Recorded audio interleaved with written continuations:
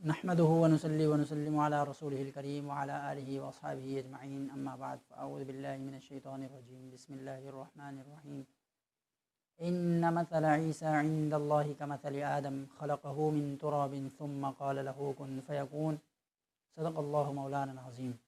معزز ناظرین و سامعین و مشاہدین الکرام، تلاوت کردہ آیت میں اللہ تبارک و تعالی نے سیدنا عیسیٰ علیہ السلام اور سیدنا آدم علیہ السلام کا تذکرہ فرمایا۔ ارشاد فرمایا کہ عیسیٰ علیہ السلام کی مثال آدم کی سی ہے جنہیں ہم نے کن کہہ کر پیدا فرما دیا۔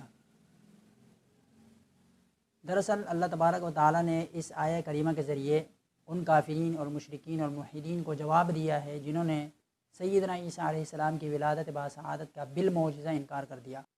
یوں اللہ تبارک و تعالی کی آیت کا بھی انہوں نے انکار کر دیا۔ تو اللہ تبارک و تعالی نے انہیں جواباً ارشاد فرمایا کہ عیسیٰ علیہ السلام کی مثال آدم کی سی ہے کہ آدم علیہ السلام کو ہم نے بغیر باپ اور بغیر ماں کے، بغیر والدین کے پیدا کیا معجزے کے طور پر، تو اسی طرح عیسیٰ علیہ السلام کو بھی بالمعجزہ پیدا فرمایا۔ اس کے علاوہ اب اس آیہ کریمہ کے تحت اگر ہم اس آیہ کریمہ پر غور کریں تو اللہ تبارک و تعالی نے ارشاد فرمایا کہ آدم کی مثل ہیں، عیسیٰ علیہ السلام کی مثال آدم کی سی ہے۔ تو اب اس مثلیت میں اللہ تبارک و تعالی نے ایک بات وضاحت کی، کہا کہ ان کی مثلیت تخلیق میں ہے، لیکن اس کے علاوہ اگر آپ قرآن کریم کو بغور پڑھتے ہیں تو آپ دیکھیں گے کہ قرآن کریم میں ہی سیدنا آدم علیہ السلام اور سیدنا عیسیٰ علیہ السلام کے درمیان مثلیت اس کے علاوہ بھی دوسرے امور کے اندر موجود ہے۔ وہ اس طرح کہ اگر آپ قرآن کریم میں لفظ عیسیٰ اگر سرچ کرتے ہیں تو لفظ عیسیٰ قرآن کریم میں اگر 25 بار آیا ہے تو لفظ آدم بھی قرآن کریم میں 25 بار آیا ہے، کیونکہ رب کائنات نے جب کہا کہ عیسیٰ کی مثال آدم کی سی ہے تو یہاں پر عدد کے اعتبار سے بھی مثلیت ہے۔ اور اس کے علاوہ اگر آپ قرآن کریم کی وہ آیات جن میں آدم علیہ السلام کا ذکر ہے، یعنی لفظ آدم موجود ہے، انہیں اگر کاؤنٹ کریں، اور اسی طرح جن آیات میں لفظ عیسیٰ موجود ہیں ان کو اگر کاؤنٹ کریں تو آپ دیکھیں گے کہ یہ آیہ کریمہ جو ہم نے پڑھی ہے ان مثل عیسیٰ عند اللہ کمثل آدم، یہ آیہ کریمہ دونوں ذکر میں، ذکر عیسیٰ اور ذکر آدم میں 7ویں نمبر پر، یعنی سورہ آل عمران کی یہ جو آیت ہے اس سے پہلے آدم کا ذکر بھی 6 مرتبہ ہوا اور ذکر عیسیٰ بھی 6 مرتبہ ہوا۔ تو اس میں تعداد کے اعتبار سے، ذکر کے اعتبار سے بھی یہاں پر مثلیت قائم ہے۔ اسی طرح یہ آیہ کریمہ سورہ آل عمران میں موجود ہے۔ سورہ آل عمران اگر آپ آل عمران کے حروف کو اگر کاؤنٹ کریں تو آل کے 2 ہیں اور عمران کے 5 ہیں،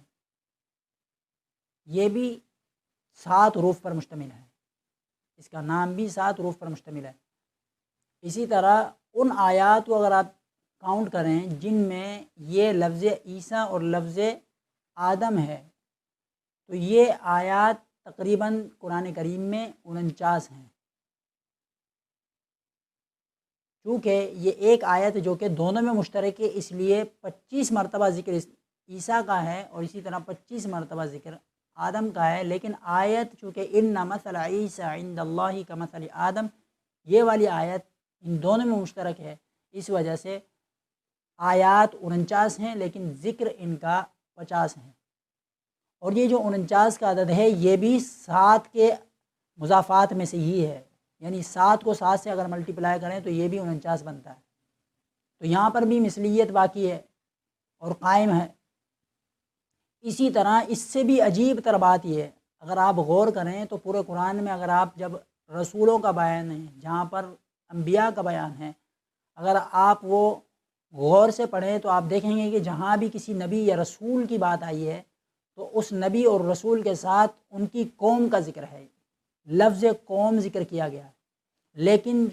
سیدنا عیسیٰ علیہ السلام اور سیدنا آدم علیہ السلام کے ساتھ کہیں بھی پورے قرآن میں کوئی ایک ایسی آیت نہیں ہے جہاں پر عیسیٰ علیہ السلام کا ذکر ہو اور وہاں پر قوم کا ذکر ہو، اسی طرح آدم علیہ السلام کا ذکر ہو اور ان کے ساتھ قوم کا ذکر ہو۔ یہ دونوں ہستیاں الگ ہیں باقی دیگر تمام انبیاء سے، مثال کے طور پر وَلَقَدْ أَرْسَلْنَا نُوحًا إِلَىٰ قَوْمِهِ فَقَالَ يَا قَوْمِ، تو نوح علیہ السلام کا جہاں ذکر آیا ساتھ میں قوم کا بھی آ گیا۔ اسی طرح وَإِلَىٰ عَادٍ أَخَاهُمْ هُودًا قَالَ يَا قَوْمِ، تو جہاں پر ہود کا ذکر آیا اسی طرح ان کی قوم کا بھی ذکر آ گیا۔ اسی طرح وَإِلَىٰ ثَمُودَ أَخَاهُمْ صَالِحًا قَالَ يَا قَوْمِ،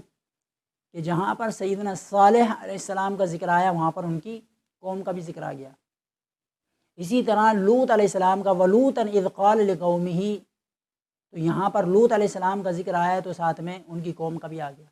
موسیٰ علیہ السلام کا دیکھیں وَإِذْ قَالَ مُوسَىٰ لِقَوْمِهِ يَا قَوْمِ إِنَّكُمْ ظَلَمْتُمْ أَنفُسَكُمْ، تو یہاں پر بھی موسیٰ علیہ السلام کے ذکر کے ساتھ ان کی قوم کا ذکر آ گیا۔ اور آپ یہ جانتے ہیں کہ سیدنا موسیٰ علیہ السلام بنی اسرائیل کی طرف بھیجے گئے تھے نبی بنا کر اور رسول بنا کر، لیکن دوسری جانب آپ دیکھیں سیدنا عیسیٰ علیہ السلام اور سیدنا آدم علیہ السلام کہ آپ کو ان دونوں ہستیوں کے نام کے ساتھ کہیں بھی پورے قرآن میں قوم کا ذکر نہیں ملے گا۔ اس کی کیا وجہ ہے؟ جیسے کہ قرآن کریم میں وقال المسیح یا بنی اسرائیل اعبدوا اللہ ربی وربکم، اسی طرح وَإِذْ قَالَ عِیسیٰ ابْنُ مَرْیَمَ یا بنی اسرائیل، تو آپ نے دیکھا کہ یہاں پر ان دونوں آیتوں میں سیدنا عیسیٰ علیہ السلام کا ذکر تو ہے لیکن قوم کا نہیں ہے۔ اسی طرح سیدنا آدم علیہ السلام کا ذکر جہاں بھی ہے کہیں بھی آپ کو ان کے ساتھ قوم کا ذکر نہیں آئے گا، بلکہ ہمیشہ اسی طرح ذکر کیا گیا یا بنی آدم خذوا زینتکم عند کل مسجد، یا بنی آدم قد انزلنا علیکم لباسا یواری۔ تو سیدنا آدم علیہ السلام اور سیدنا عیسیٰ علیہ السلام اس چیز کے اندر بھی ایک دوسرے کے مثل ہوئے۔ اب اس کی کیا وجہ ہے کہ سیدنا آدم علیہ السلام اور سیدنا عیسیٰ علیہ السلام کے ساتھ تو کہیں بھی قوم کا ذکر نہیں، جبکہ دیگر انبیاء اور رسولوں کے ساتھ ان کی قوم کا ذکر ہے؟ اس کی وجہ یہ ہے کہ انسان کی نسبت اس کے والد کی طرف ہوتی ہے، اور والد کی نسبت اس کی قوم کی طرف یا قبیلے کی طرف یا ملک کی طرف۔ اب چونکہ عیسیٰ علیہ السلام کے چونکہ والد نہیں تھے، اللہ تبارک و تعالیٰ نے بالمعجزہ آپ کی پیدائش فرمائی، بالمعجزہ آپ کو کن کہہ کر پیدا فرما دیا۔ اسی طرح سیدنا آدم علیہ السلام کو بھی بغیر والدین کے پیدا فرمایا، کن کہہ کر پیدا فرما دیا۔ تو اب چونکہ وہاں پر والدین اور یہاں پر والد نہ تھے تو جن کی طرف نسبت کی جاتی،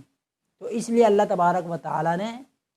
یہاں پر عیسیٰ علیہ السلام کے ساتھ اور آدم علیہ السلام کے ساتھ قوم کا ذکر نہیں کیا۔ اس کے علاوہ اگر آپ سیدنا عیسیٰ علیہ السلام کی والدہ ماجدہ سیدہ مریم اگر ان کی بات کرتے ہیں تو آپ دیکھیں گے کہ ان کے ساتھ ان کی قوم کا ذکر موجود ہے۔ فَأَتَتْ بِهِ قَوْمَهَا تَحْمِلُهُ، تو یہاں پر والدہ ماجدہ کے ساتھ قوم کا ذکر ہے۔ تو یوں اللہ تبارک و تعالیٰ نے جہاں ارشاد فرمایا کہ عیسیٰ کی مثال آدم کی سی ہے، تو صرف یہی نہیں کہ ان کی تخلیق میں ان کی مثلیت ہے، بلکہ اس کے علاوہ بھی قرآن کریم میں کچھ ایسے کلمات ہیں، الفاظ ہیں، حروف ہیں، اور جس طرح کہ ہم نے ذکر کیا کہ قوم کا ذکر نہ ہونا، یہ بھی تمام امور جو ہیں ان کی مثلیت پر دلیل ہیں۔